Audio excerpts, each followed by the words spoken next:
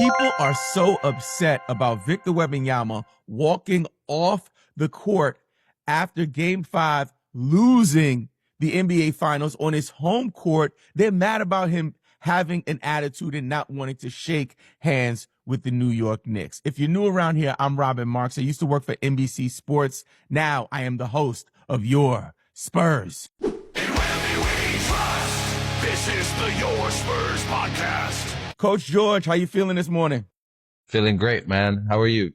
I'm doing well, man. My voice is a little groggy. I was listening to an episode with my kids, and they were like, what's wrong with your voice? So when I do these morning episodes, my voice is a little like, ah. But other than that, I'm all good. Man, the people are really roasting Wemby the last couple of days, and I just wanted to take some time to talk about it. I know that Spurs fans are probably listening to it, watching it. They probably have their own feelings. And to be quite honest, George, I'll raise my hand and say, I did a short video about this, and my position was that I would have liked to have seen Wemby shake hands with them at the end of the series. But after reading some other articles from some pretty prominent NBA figures, I'm kind of having a change of heart. Talk to me about your opinion on this. How do you feel about Wemby walking off the court without shaking hands? Yeah, I mean, I have a lot of perspectives on this. I think the first thing is, I don't think it's that big a deal because I don't think his intention was to be disrespectful. In my opinion, I thought his intention was just to get out of the court as quickly as possible so the celebrations could start. We all know Wemby is an emotional person. So, I imagine he would have been getting emotional if he stayed. And if he would have stayed an extra 10 seconds on that court and everyone starts flooding it, his exit, which is a quick exit, now turns into a long exit because everyone wants to, probably give him good words, tell him that his time is coming, etc. So I thought from that perspective, that was why, in my opinion, why he decided to get out so quickly. It wasn't maliciously, to get out of there. So, and also, I don't know, I feel like, we've seen it so many times before now where, a star player gets to the finals or gets to a high stakes game, they don't shake hands. One example, I guess it's not that recent, it was almost 20 years ago, was Mike Brown's coached team, Cleveland Cavaliers, when LeBron got out of the court while shaking hands from the Spurs. So, and it's happened before with other players. I just think everyone is using it like it's, some kind of bad thing. And one thing I'd say to Wemby is like, I'd almost be like honored that you're talking about me because people wouldn't talk about you if you're not a big deal. So they're trying to find anything they can to talk about you. And this is a prime example of that. Yeah. When it happened, Coach, I didn't pay attention to it, right? I was just kind of like seeing the Knicks win on their floor. I was kind of going through my own feelings as a fan, but also just analyzing it. I was analyzing the joy of the win because, despite even if I'm supporting the Spurs and I'm a Spurs fan, there's got to be a level of respect when someone does what Jalen Brunson specifically did. I was kind of like, whoa, he's hugging his dad. It was just a lot of emotions that I was okay with kind of giving into. However, when I saw these reports come out, my initial reaction was thinking about the instance when the Detroit Pistons many years ago infamously walked off the court before the game was over against the Bulls when the Bulls closed them out. I believe it was the first time after many years, them knocking the Bulls out. And there's this iconic image or video of Isaiah Thomas kind of ducking his head down, almost like to hide, right? And people were comparing Wemby to that. And I was like, those are two different scenarios, right? First of all, they left while the game was happening still, which is it's like a whole nother level. That's Walking different, on the court. yeah. If there's time left on the clock, stay on the court and finish the game. And then if you don't want to shake hands, fine. But I think my mind went to what I've kind of been conditioned to see in this era of basketball. But there are some people, specifically Kendrick Perkins and 7-time champion Robert Horry, who said that they actually stand by Wemby. Let's start with Kendrick. I have a couple of notes from this article from Clutch Points. It says Kendrick Perkins was in favor of Spurs star Victor Wembanyama refusing to shake hands at the end of the NBA Finals. During a recent episode of ESPN's First Take, Perkins said that Wembanyama disliking the Knicks after the NBA Finals is good for the league. It's good for the league. He also goes on to say, we have to get back to rivalries. We have to get back to guys not liking one another. It is good and great for the game of basketball because we want to tune in to guys really competing and having real hate for one another. Wemby don't like the Knicks and the Knicks don't like Wemby. For me, I love that. I love the smoke. I don't want an NBA where guys are going to work out together during the summer. I don't want an NBA where guys are going to Cancun and vacationing together. I don't want an NBA where guys are going to each other's weddings. That's whack to me. I don't like that. I like, I'm not talking to you. I don't like you unless you're my teammate. Talk to me a little bit about that, George. What's your take on that? Do you think this is good for the league? Yeah, 100%. It's great for the league. I love the competitiveness and the edge that you just spoke on. And I think we need, absolutely. We need more of it. I'm not too big. I don't mind if guys are working out with each other. I actually think it makes them better in the long run. But I completely agree with everything else you said. I think having this kind of attitude where it's like, no, I'm coming to kill you like next year. I think it's great. I think we need more of that because I just think, everything gets mentioned about the NBA being a brotherhood and guys being together. And I think it's absolutely awesome. It's one of the coolest things about the NBA that everyone's so, tight knit. But, we want to see some feisty. We want to see players, get into scuffles. We want to see players protect their guys. And, and I thought that was something actually that the Spurs could have done better in the playoffs, but more specifically in the finals, like just stepping up for their guys and bringing that nest. We spoke about it on one of the podcasts, like bringing energy by bringing that kind of, that dog attitude. And I just thought that was something the Spurs lacked. So, if it starts with your leader, so now let's see if, during this offseason, everyone can get a little bit more of nasty and stop being so buddy and bring it for the upcoming season. Yeah, because you know what? I believe that trend of, and again, this is not a jab at this player or anything. I'm not going to discount his greatness, right? But LeBron James, right? When LeBron James came into the league, slowly but surely, he became the face of the NBA. Like pretty fast, not even slowly but surely, right? Kobe Bryant, there was a moment where Kobe was still the face of the league, and there was maybe a few years of transition. There was a point where they were supposed to maybe face each other in the finals, and it never happened. But I believe Kobe was the last face of the NBA that embodied that type of philosophy towards the game. Kobe wasn't working out with you in the summer. Yeah. Like, he was not.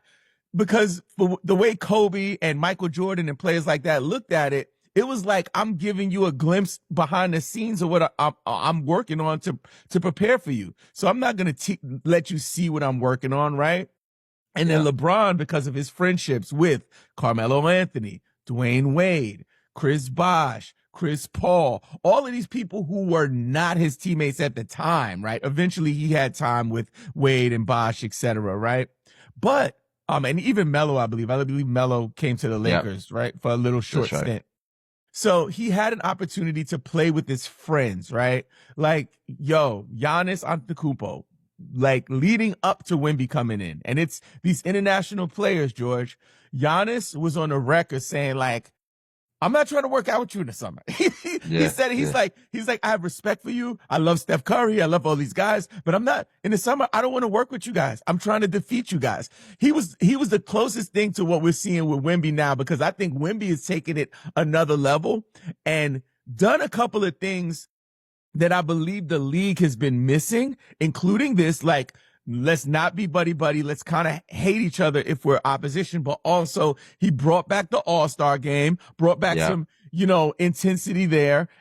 Even just his approach to the game is just a little dirtier, nastier, but people are using it as a negative connotation to his basketball character, when in fact, I think the league needs a little more of this. No, and I think the word that it all comes down to is competition. And I think Wemby embodies that in everything that he does. And sometimes I think where there's complaints about the league, especially in the regular season, is the lack of competition, consistent competition night in, night out. And not from the Spurs, not from Wembanyama, because he's coming in there and he's 100% every time he gets the opportunity to step on the court. And it's really refreshing. And now he's taking the same attitude at a higher level, with what he's doing what he did in the finals, not wanting to shake hands, but more importantly, wanting to, I want to destroy him. And I think that's if you really scale it all back, that's, I think, what as fans we're looking for. We're looking for players that want to compete every single night, want to give it their all, because one, they get paid so much money, but two, they have their dream jobs. I don't think there's anyone that plays professional basketball that was, I wish I could do something else. No, this is your dream job. You're getting paid fantastic for it. Everyone gets to watch you. You're putting on for millions and millions of people around the world. So it's like the least we expect from you is that you give it your all, everything you have on the court. You don't take a possession off. And to me, man, Wemby just embodies that. And all the credit to him. Yep. And I got another, really quick before we move on to another quote, you said something about him, like he's bringing this energy. He also had this quote, right after winning the series against the OKC Thunder that I loved. He said, "I want to win so bad. It's like my life depends on it." These are guys who are making hundreds and hundreds of millions of dollars. Some of them are like not there. They're like, it'll be nice to win, but like, I'm good if I can just keep getting this check. And he's almost like, he said his life depends on it. That like warms my heart. I got another quote from just real quick. Let me just add to that. Yeah. I remember listening to E.T., the hip hop preacher, Eric Thomas. Some of the listeners might know, but he would always say, when you want to succeed as bad as you want to breathe, then you'll be successful. And that's exactly what it reminds me of. I'm very familiar with E.T. And my son is a basketball player, Coach George. And that's what I'm telling him. I'm like, dude, I'm like, if you want to be a YouTuber, I'll support you 100% being a YouTuber. If you decide that you want to be a doctor, I'll support you. You're saying that you want to be a basketball player. You're picking one of the hardest professions to break through in if your goal is to go to the NBA. There are literally not that many jobs available for you as a player. So if you want to do it, you got to want it more than you want to breathe. And that's what I tell him. I'm saying, think about the urgency that you have. I think that's the way E.T. framed it. If you're underwater, think about the feeling of how you want to get out to get air. That's the way you need to approach your dreams. That's the way you need to approach it. And Vic, like, he seems to be the living embodiment of that. Yep. Cool. No, I agree completely with that. Yep. So let's just do another quote from Perkins, and then I'll do a few from Ori. So another thing that I love that Kendrick Perkins said, he said, "I'm glad Wemby is taking this somewhat villain approach, because the league has been missing that. The league is trending in a great place right now, where we need more rivalries, more hate, and more dislike. It is great for the game of basketball." So he is officially the villain, Coach George. Like, I was talking to, who was I talking to? It was like a casual conversation. I think it was like a meeting at work. I was like in a meeting at work, and you know how sometimes if you're in some meeting, there'll be like a moment of like waiting for other people to arrive, and we're just kind of like, hey, how's the kids? And did you see the finals? And both of the people in the meeting with me were like, "Oh, I don't like him. I don't like Wemby." Like, I'm like, and no, it's almost like I'm like this undercover agent. I'm not like, they don't know maybe I'm a Spurs guy and I'm doing this Spurs podcast. I'm like, "Oh, tell me more about that." And they're like, "Well, I just don't like his attitude, like the way he ended that press conference saying never, and the fact that he walked off and didn't shake hands, So I feel like there's this people need to have a bad guy. If you think about Michael Jordan was a bad guy. When, like, if you weren't a Jordan fan and you were a fan of another team, you hated that dude. You know what I'm saying? LeBron James, especially Miami Heat LeBron James. Yeah. Miami Heat LeBron James was probably one of the Black Mask. LeBron James was one of the biggest villains in NBA history. Talk to me a little bit about Vic being the villain, and do you think that benefits the league for us to have a guy to hate? Yeah, it does. It definitely benefits the league. I also think it's just great because, like I said before, like it's great that they're talking about him like that. You're just giving him more fuel for the fire, as if he doesn't even need it, but go ahead and give it to him. And it's great for the league in the sense of, you know, everyone's gonna want to be taking. It's funny because they didn't even win it, but it almost feels like, you know, the Spurs have won it. If you know what I mean. So it's, you know, and I think everyone's gonna. It's crazy as this sounds, and you know, all respect to the Knicks, they deserve this championship, and you know, to me, they'll be contenders next year as well. But it's almost like next year everyone's gonna be coming for the Spurs, and you know, and credit to they got a young team, so they're all gonna get substantially better. We saw what Harper did, Wembanyama, so it's almost like, you know, they're gonna be coming for him. So this guy he needs that too, so that he's going to be prepared, right? So I think it's great for the NBA. It's great that, you know, there's this kind of this top guy, this top dog that everyone's trying to take down and finding different ways to build their teams around it, so that they can take the Spurs down. But man, like, you know, I love it. Personally, like I said, I love the competition. So anything that's going to bring the competition higher and higher, I'm all for. Well, speaking of people, you know, having a target on the Spurs back next year and them being the team people are looking at, I think this is a good point, and it's a really interesting angle. I almost feel like we could do a whole episode on that, on them losing is making them, you know, even more favorable in terms of like their chances to win, because there was 2 days ago from DraftKings Sportsbook, the 2027 NBA odds came out, Coach George, and I'll run it down for you, right? So, in fifth place, the fifth best chance to win the NBA Finals is the Indiana Pacers with a 28-1 chance. Wow. The fourth best opportunity or chance to win, or favorable chance to win, and this is crazy to me, would be the defending champions, the New York Knicks, at a plus 650 to win it all. They're fourth. Third, Boston Celtics, despite not knowing what's going to happen with Jaylen Brown, is he going to get traded? They don't even know what they're doing, but they are a plus 550, which I think is a little disrespectful to the Knicks, especially the way they washed the entire Eastern Conference. But It doesn't surprise me that number two is the OKC Thunder at 260 plus 260. And of course, number one, Coach George, the team that Vegas is saying right now. That's right. Right now, after losing in the NBA Finals in 5 games, that Victor Wembanyama and the San Antonio Spurs are in fact the favorites to win at a plus 250. What do you think about that? I couldn't agree more. I don't know about I don't think the Celtics should be higher than the Knicks personally, but as far as with the Spurs, I couldn't agree more, man. I think it's them and OKC for years to come because they're so young, and because of their culture as well. And I think that's such an important piece. Like, I don't know if the Spurs have ever tried to tank. Right. And so they've built a winning culture. They just weren't a good team early on, especially when Vic got there and even before Vic got there. And I think it's so important to build a winning culture. And that's exactly what they've done. And you can see them reaping the benefits now. They have winning culture habits, you know, whether that's being together on the court, off the court. You see them, how they talk about each other, how they support each other. So it's, you know, they've built this over time.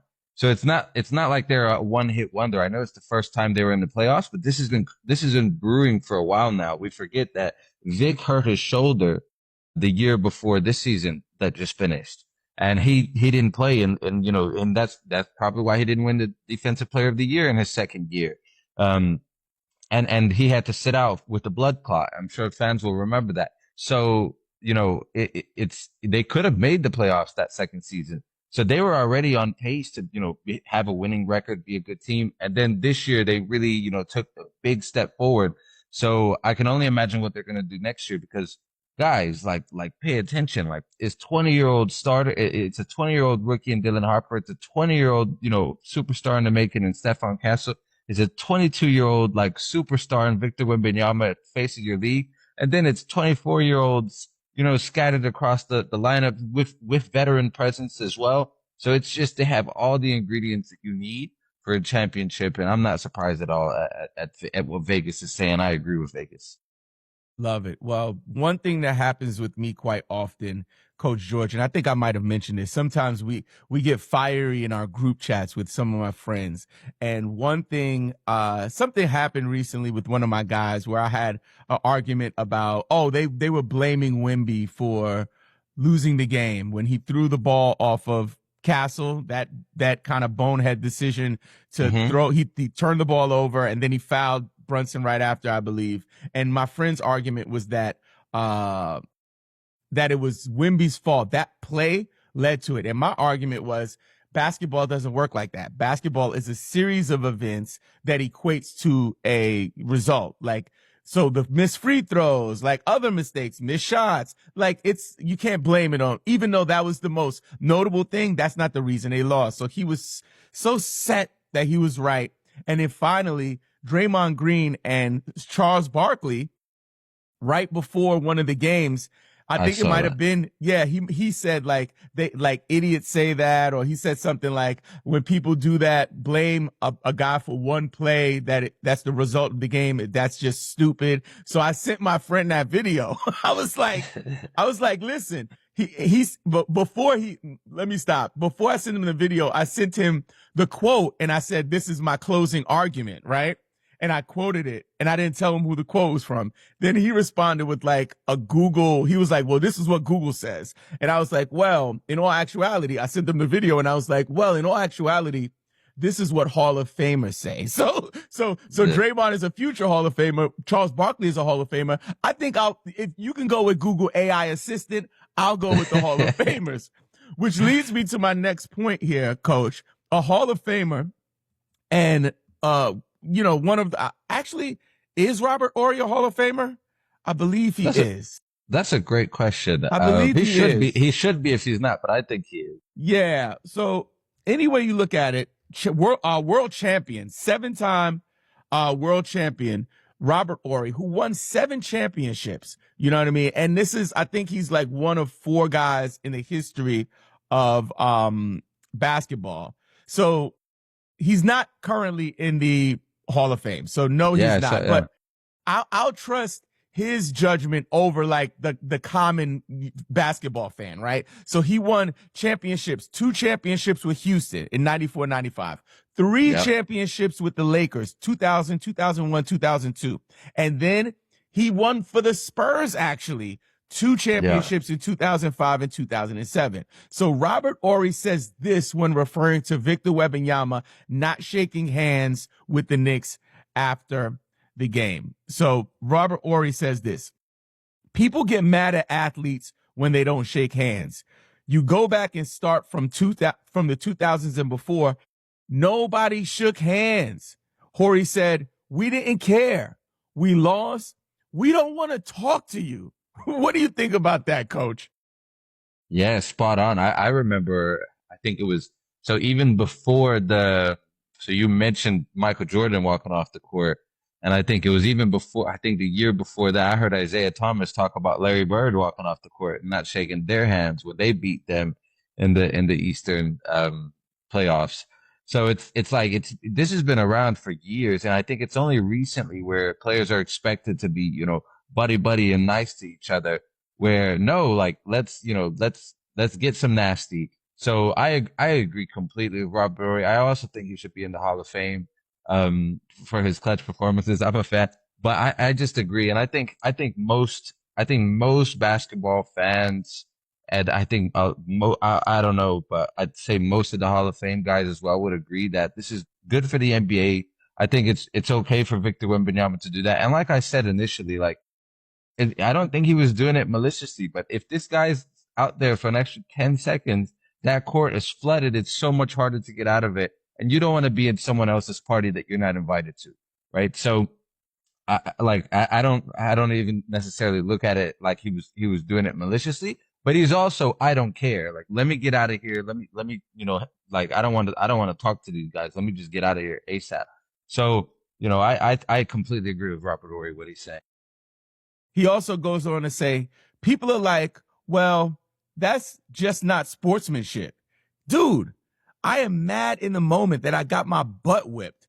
I ain't trying to be friends with nobody who kicked my butt. So I don't understand why everybody that's never played sports gets so upset. Oh, you didn't shake his hand. I just lost. I don't want to talk right now. When guys shake hands, I'm cool if they don't shake hands. I'm cool if they do shake hands. But me, I ain't shaking your hand. I'm mad. Yo, it's almost like he went back to a series, with he remembered he was triggered. Yeah. With the Sacramento Kings or something. Like he was like triggered. So, I think in closing, Coach, I think that, for me, again, I raise my hand and say that I did do a video saying that I would have liked to see Wemby shake hands. And now I'm gonna walk that back. And I think when we have media, especially independent media, I think it's okay for us to say, hey, I had a take maybe a while ago that I disagree with now, and I want to raise my hand and say my bad. And I'm going to say that because I think that where we are in this space, the way things are brewing and the energy that we have around the Spurs, we don't want little things like that to damage our armor and to break our force field of connectivity right now, because they're going to continue to hate on us because we have one of the most hated figures in NBA sports and community right now, and we love it. We'll take it and we'll embrace it. Yeah, man, and I think it's great to change your mind if you do a take and and we change all the time. So it's I think it's such a healthy sign where we can change our minds, and I think more people should be encouraged, because I think a lot of the times we make decisions and we make these points and then we have to die on our sword. Well, it's not like that. If you don't actually feel like that anymore, let's just change it. So I'm all for it. I'm glad the competitiveness that Victor brings. I think he stands for everything we want to see in a basketball player. And he's an awesome basketball player at that. So, I'm just really excited for the Spurs coming up and what's coming up. Well, thanks, Coach. Coach, do me a favor and let the people know how they can find you. Yes, guys, get in touch. Read my articles on Substack at Beyond the Playbook by George Vaz. Get in touch on social media. X is Coach George Vaz, and Instagram is transformingbball.george. Look to hear from you. So me and Coach George wake up very early to shoot these episodes every day, and we do it absolutely free. If you could do us a favor and you want to support the channel, please watch this playlist and put that joint on repeat. You can put it in the background at work. You can put it at bed in your headphones and listen to us at night as you go to sleep. But this is the easiest way for you to support the channel.